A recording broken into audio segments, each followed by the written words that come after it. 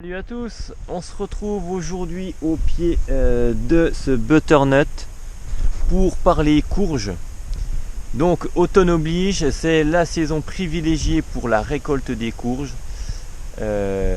Il en existe plusieurs centaines de variétés et leur vertu pour la santé n'est plus à démontrer, ce qui en fait un légume vraiment indispensable dans mon potager. On va voir donc dans cette vidéo, on va commencer par la récolte des courges. Ensuite on verra les ingrédients indispensables pour pouvoir réussir vos courges. Alors là je ne vais pas m'étendre trop longuement sur cette partie là, puisque la vidéo assez récente du potager d'Olivier que vous avez certainement dû voir résume parfaitement les choses qu'il faut faire pour réussir ces courges. Alors moi je vous montrerai une petite alternative que je privilégie ici. On verra ça dans cette partie. Et on terminera par la récupération des graines de courge avec 5 astuces pour être sûr de ne pas avoir d'hybridation, puisque les courges, quand on veut récupérer les semences et être un petit peu plus autonome, elles s'hybrident très facilement. Donc vous verrez 5 petites astuces qui vous permettra de récupérer sans risque vos graines. Côté récolte cette année, c'est plutôt soupe à la grimace, on va dire. Les cultures étaient super bien parties. On tablait sur environ 200 kg de courges, toutes variétés confondues, de bonnement 200 kg. Jusqu'à la mi-juillet, tout s'est bien porté. Et puis à partir de la mi-juillet, on a les pieds qui les uns après les autres se sont fait grignoter par les campagnols sur tout le bas du terrain. Donc là on est sur toute la zone qui est sur le bas. Ici c'était rempli de potimarron et de butternut. Il y avait quelques maïs et quelques tomates. Tout s'est fait littéralement scier net au ras du pied, parce qu'il laisse aucune chance au pied de pouvoir s'en sortir. Et puis subsiste de manière un petit peu éparse quelques pieds de courge. Alors là sur les images on en a déjà récolté, je vous montrerai les images un peu plus anciennes où on voit encore les potimarrons que j'ai récoltés. C'est vraiment toute cette zone là où il y avait pas mal de butternut, des potimarrons. Voilà, sur tout ça il ne reste plus que les courges bleues de Hongrie qui sont là et qui continuent de mûrir tranquillement. Donc il en reste quand même. Et donc après ces attaques de campagnol, on n'a vraiment eu aucun pied qui a réussi à survivre à ces attaques. J'avais quand même tout laissé sur place. Vu qu'il y avait déjà pas mal de fruits formés sur les pieds, je me suis dit que j'allais laisser pour voir si ces potimarrons déjà formés allaient arriver à maturité. J'ai quand même relativement bien fait, puisque autant les butternuts ne se sont pas remis, autant les potimarrons qui étaient déjà bien formés ont réussi à se marcoter. Donc pour rappel, le marcotage, c'est lorsque les tiges des légumes, notamment des cucurbitacées, arrivent à reproduire à nouveau des racines et à se réenraciner. Donc une chance que ces potimarrons ne s'étaient pas mis à grimper sur des supports, puisque là ça aurait vraiment été définitivement foutu. Donc voilà, on aura largement de quoi se nourrir quand même pour une famille de 4 personnes. Mais cette année ça sera vraiment à cause des campagnols une année assez mauvaise par rapport à ces cucurbitacées.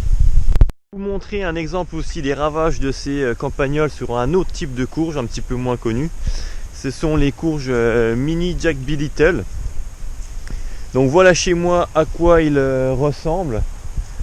Donc là on a 2 pieds dans cette culture en lasagne avec le coffrage en botte de paille. Ils se sont fait pas mal attaquer aussi là-dedans. Donc moi sur 2 pieds j'ai 4 mini Jack B. Little, alors que dans le jardin des beaux-parents que je cultive donc juste à côté pour eux, on peut voir que sur ces pieds de courge il y a un seul pied et il y a au moins 40 de ces mini courges qui sont des super petites courges à farcir. C'est très esthétique et en plus super bon. D'ailleurs, à ce propos de ce potager, je pense que je vous le présenterai à l'occasion d'une vidéo l'année prochaine. Et je vous montrerai qu'en cultivant de façon, on va dire traditionnelle cette fois, eh ben, on peut aussi obtenir une profusion de légumes sains et savoureux. Mais bon, ça sera l'objet d'une prochaine vidéo. Malgré toutes ces attaques de ces rongeurs, on arrive quand même à s'en sortir avec quelques récoltes. On va pas non plus se plaindre, on aura de quoi manger pour nous sans problème. Des potimarrons, là on a des superbes courges de Nice, alors qui sont pas tout à fait encore à maturité, elles devraient être couleur beige crème. Elles sont encore un petit peu verdâtres, mais elles sont sans problème consommables. Et puis un de mes petits chouchous, vraiment ce que je trouve le meilleur, ce sont les potimarrons Green Hubbard, qui ont vraiment une saveur incomparable pour tout ce qui va être potage. Ils sont vraiment excellents ceux-ci. Côté besoin des courges, j'imagine que vous avez vu la vidéo du potager d'Olivier qui résumait parfaitement ce dont apprécier les courges. Mais je voudrais juste moi préciser, vous connaissez certainement tous des potagers où on trouve des tas de fumier, et sur ce tas de fumier va pousser des courges, et vraiment de façon exubérante. Donc moi c'est vraiment cette option là vers laquelle je vais me diriger, c'est-à-dire que, un peu comme vous avez derrière moi, là vous avez un seul pied de butternut qui couvre toute la zone, et dessus il y a une bonne douzaine de butternut. Voilà, les pieds qui poussent directement dans des tas de fumier ou de compost, etc., de matière organique qui se décompose, ils vont vous produire entre 20 et 40 kg de courges, suivant les variétés. Donc pour moi, ça a déjà l'avantage d'être hyper productif. Et puis ces tas, je vais les mettre en général de façon excentrée par rapport au potager pour deux raisons. Déjà, c'est assez compliqué de gérer un petit peu l'exubérance de ces cultures-là. Puisque dès que le feuillage va commencer à envahir un petit peu tout le potager, tout ce qui va se trouver en dessous ça va se mettre à végéter, à moins que ce soit des cultures assez hautes comme du maïs ou des tomates. Mais si c'est des légumes plus petits, ça va avoir tendance à végéter. Et puis si c'est mis dans les angles du potager, on va pouvoir facilement diriger ces lianes vers l'extérieur du potager plutôt que vers l'intérieur. Donc voilà, moi je vais tendre de plus en plus vers 5-6 tas de fumier, de compost, un petit peu disséminé ici et là sur le potager, pour pouvoir cultiver mes courges. Il vaut mieux des endroits vraiment très très riches, plutôt que de les mettre en plein milieu du jardin avec un petit peu de compost, etc., où ça va être moins productif. Je vais plutôt opter de plus en plus vers cette technique comme vous avez ici derrière moi. Et là donc ce pied de potimarron là que vous voyez grimper partout dans le mirabellier sur le grillage, coloniser tout l'espace dont il dispose, c'est carrément un pied que je n'ai pas du tout planté, tout comme les pommes d'or qui sont à côté. C'est simplement des graines qui ont été mises au compost dans un tas, à côté d'un tas de fumier d'ailleurs, et que j'ai laissé se développer tout seul. Donc on voit vraiment que ces pieds sont beaucoup plus vigoureux que ceux qu'on met en terre, lorsqu'on les met dans du fumier ou du compost. Alors la troisième partie de cette vidéo est consacrée donc à la récolte des semences des courges, et surtout des astuces pour pouvoir éviter les hybridations, puisqu'elles sont très très courantes dans les courges, dans la famille des courges. Alors je vais vous donner 5 astuces pour récupérer vos graines sans souci d'hybridation. Première astuce, vous savez peut-être ou pas que les courges font partie de la famille des cucurbita. Et dans ces familles de courges, on va dire qu'il y en a 5 principales.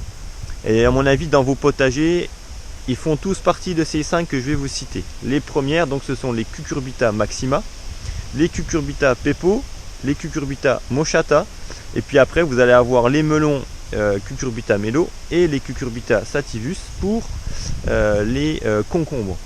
Donc la règle elle est simple, ne peuvent s'hybrider que des courges faisant partie de la même famille. Donc je vais vous mettre un petit tableau là comme vous le voyez, qui résume un petit peu les différentes courges avec leur famille d'appartenance. Donc avec ce petit tableau, hein, c'est assez facile du coup de se rendre compte de ce qu'on peut mettre l'un à côté de l'autre au potager et ce qu'il faut surtout éviter de mettre en voisinage. Alors si je prends un exemple de ce tableau là, on voit que par exemple les potirons bleus de Hongrie ne doivent pas se trouver à côté des courges galeuses ni à côté des potimarrons red curry car ils font tous partie de la famille des cucurbita maxima. Par contre, je vais pouvoir sans problème planter un potimarron red curry à côté d'un butternut puisqu'il y en a un qui sera cucurbita maxima et l'autre qui sera cucurbita moschata. Donc là, pas de souci, pas de risque d'hybridation entre les deux. C'est pour ça que par exemple sur la zone, bon qu'on voit plus grand chose derrière moi, j'avais planté en alternance des potimarrons avec des butternuts, un pied sur deux, puisque là je n'avais aucun risque d'hybridation. Alors la distance qu'il faut respecter, hein, on parle d'environ une centaine de mètres entre les pieds. Techniquement chez moi une trentaine de mètres a l'air de suffire pour éviter les hybridations. Alors je dis pas que ça y a 100% de réussite, mais en tout cas une trentaine de mètres pour le moment. Moi ça fait 7 ans que je récupère mes graines et que j'ai aucune hybridation en respectant ce principe là.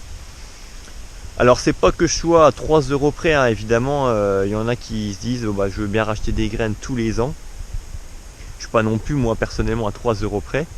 Maintenant, quand on voit la quantité de graines qui est à l'intérieur d'une courge, il y en a peut-être 300, et ben, je peux facilement les distribuer à tous ceux qui cultivent dans mon village.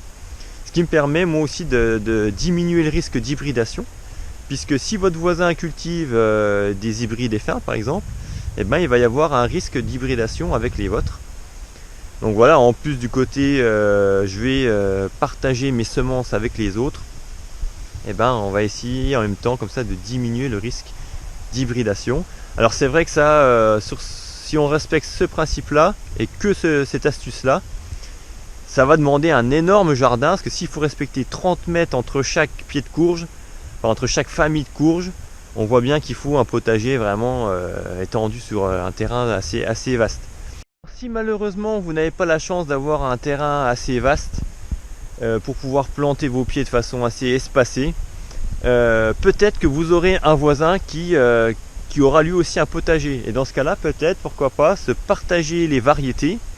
Admettons que on regarde dans les cucurbita moschata, vous allez cultiver des courges longues de Nice et puis vous allez demander à votre voisin qu'il cultive uniquement des butternuts, et puis au moment des récoltes, ben, vous ferez moitié-moitié, hein, 50-50. Et puis comme ça vous pourrez avoir des deux variétés sans risque d'hybridation, sauf si le potager du voisin évidemment est collé au vôtre. Mais globalement, enfin voilà, ou une maison, quelqu'un qui habite 2-3 maisons plus loin, vous pourrez comme ça partager vos récoltes avec vos voisins. Deuxième astuce, en admettant que vous n'ayez aucun voisin sympathique avec qui partager vos récoltes, je vous conseille de faire des semis échelonnés d'environ 3 semaines. Alors si on prend un exemple de courges bleues de Hongrie, celles qui sont un petit peu plus tardives à vraiment arriver à maturité, je vais par exemple pouvoir semer le 15 avril en godet mes courges bleues de Hongrie, et 3 semaines plus tard, donc début mai, je vais pouvoir planter des cucurbita maxima de la même famille. Par exemple du potimarron red curry, je vais pouvoir le semer directement en pleine terre. Du fait qu'ils vont avoir 3 semaines de retard, la floraison va certainement aussi avoir un petit peu de retard sur le potimarron. Et donc à ce moment-là, il n'y aura pas de risque d'hybridation. Donc il faudra bien noter laquelle des courges s'est formée en premier et récupérer les semences de cette première courge. Alors on peut graver tout simplement ou faire une croix avec un couteau sur l'épiderme de la courge.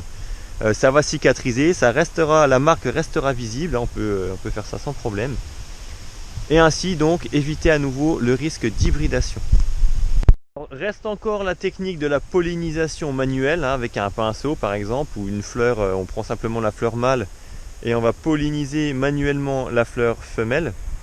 Ensuite on mettra ça dans un petit sachet du type des sachets de protection des fruits comme comme j'ai ici pour protéger le raisin, hein, ça convient tout à fait. Alors moi c'est une technique que je trouve assez fastidieuse parce que il faut déjà que la fleur, faut vraiment se lever déjà de bonne heure, hein, que la fleur commence seulement à s'ouvrir. Parce que s'il y a une abeille qui est passée avant vous une demi-heure avant, la pollinisation manuelle c'est râpé. Donc moi c'est une technique que j'utilisais au tout début mais que j'ai arrêté parce que je trouvais ça assez fastidieux. Mais qui marche tout à fait bien également. Alors bien évidemment, moi pour ne pas trop m'embêter non plus, les graines des courges elles sont quand même valables pendant 5 voire 6 années sans problème si elles sont bien conservées. Donc je ne plante pas toutes mes variétés de courges tous les ans. J'ai un roulement. On va dire que j'ai mes grands classiques, potimarron, red curry, butternut, et puis mes potimarrons green hubbard. Et puis je vais y planter ensuite 2 variétés de plus par exemple tous les ans. Enfin 2 variétés en plus. Et puis sur ces 2 variétés en plus, à chaque fois ce sont des différentes pour pouvoir, voilà, on va dire renouveler mes graines tous les 3 ans par exemple. Donc vous voyez que finalement il suffit de bien connaître la famille d'appartenance de votre cucurbita pour éviter a priori les risques d'hybridation. Alors on n'est quand même pas à l'abri d'un petit couac, la preuve en est cette année. J'ai des courgettes extraterrestres, mélange de Gold Rush et de courgettes vertes de Milan. Mais là c'est ma faute, l'année dernière j'ai vraiment pas fait attention sur les courgettes. Et je les ai plantées relativement proches, c'est pas grave, on repartira sur de la semence officielle, on va dire, on rachètera des petits sachets pour l'année prochaine, et puis c'est tout. Parler de récupération des graines, là dans le cadre de l'autonomie alimentaire, mais les courges, à plus d'un titre, sont vraiment un légume incontournable de cette autonomie alimentaire, puis vraiment à plus d'un titre. Aussi bien en termes de production, c'est-à-dire qu'on est entre 10 et 40 kg de courges par pied, donc c'est juste phénoménal. C'est également en termes de conservation, pas besoin de congélateur ni de quoi que ce soit. Dans une pièce à température ambiante, les courges peuvent se conserver presque une année complète pour certaines variétés. Donc il y a très peu de légumes qui peuvent en dire autant. Donc c'est vraiment au même titre que la pomme de terre, pour moi la courge c'est vraiment le légume indispensable à avoir au potager. Enfin, donc en parlant de pommes de terre, très rapidement on se retrouvera pour une vidéo qui nous montrera le résultat de notre comparatif sur la culture de la pomme de terre. Donc je vous rappelle qu'on avait cultivé au même endroit de la pomme de terre, une de façon traditionnelle, c'est-à-dire en ligne droite, de façon butée, et une autre pomme de terre sous foin, donc la même variété, plantée au même moment, au même endroit. Et on verra donc dans une prochaine vidéo le résultat au niveau des récoltes, laquelle a le mieux produit. On verra tout ça très bientôt. Alors je vous dis à la prochaine. Ciao, bye bye.